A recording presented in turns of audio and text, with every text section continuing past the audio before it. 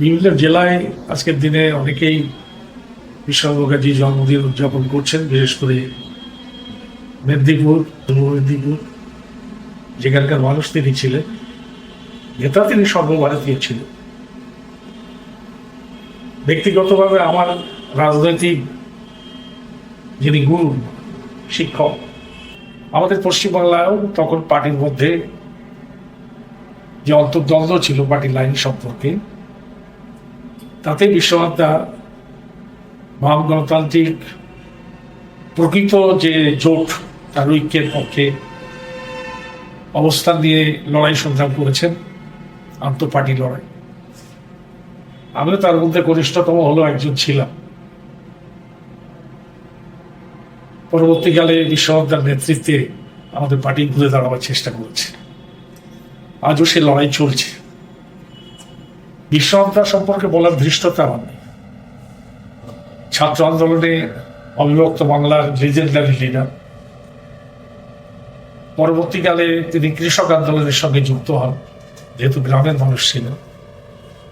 কিন্তু কার্যত তিনি রাজনৈতিক নেতা ছিলেন, পার্টির নেতা ছিলেন। সর্বভারতীয় স্তরে কাজ করার অনিচ্ছা তিনি প্রকাশ করতেন, ফলে সর্বভারতীয় শীর্ষ নেতৃত্বে তিনি কোনোদিনই যাননি। যাওয়ার জন্য তার কাছে আবেদন ছিল, কিন্তু তিনি অস্বীকার করে বাংলায় থেকে গেছেন, বাংলার মাটিতে লড়াই সংগ্রাম করেছেন। আমাদের নেতা আজকে আমরা পার্টির মধ্যে যারা আছি, আমরা কর্মীর নেতৃত্ব দিচ্ছি, তারা অধিকাংশ তারা হচ্ছেন বিশ্বনাথ মুখার্জির ফলোয়ার্স। আজকে খুব দূর দিয়ে বলেছে বিজেপির মতো একটা ফ্যাসিবাদী শক্তি রাষ্ট্র ক্ষমতায় বসে আছে, একটা স্বৈরাচারী অগণতান্ত্রিক দুর্নীতিপরায়ণ সরকার রাজ্যে বসে আছে। সেটাকে লড়াই করবার মতো যে রসদ, শক্তি যা অন্তর্নিহিত আছে বাম গণতান্ত্রিক ঐক্যবদ্ধ শক্তির মধ্যে, সেটা যথাযথভাবে গড়ে তুলে সেই লড়াইকে রাস্তায় নিয়ে আসার কাজটা আমরা এখন পর্যন্ত পরিপূর্ণভাবে করতে পারিনি। ফলে ভয়ঙ্কর অসহনীয় অবস্থা চলছে।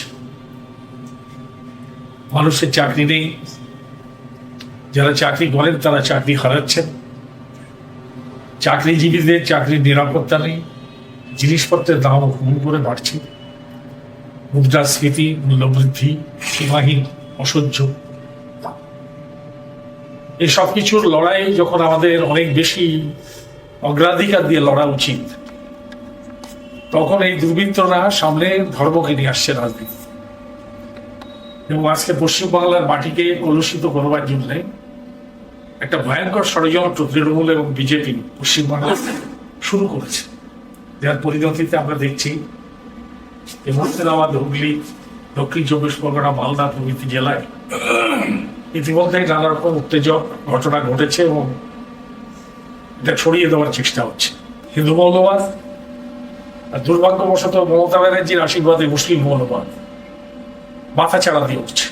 আমাদের পার্টি সেই জন্য দাবি করেছে যে আজকে শুধু আমাদের দল একলা পারে না, সারা দেশের সমস্ত গণতান্ত্রিক ধর্মনিরপেক্ষ শক্তিকে এগিয়ে আসতে হবে।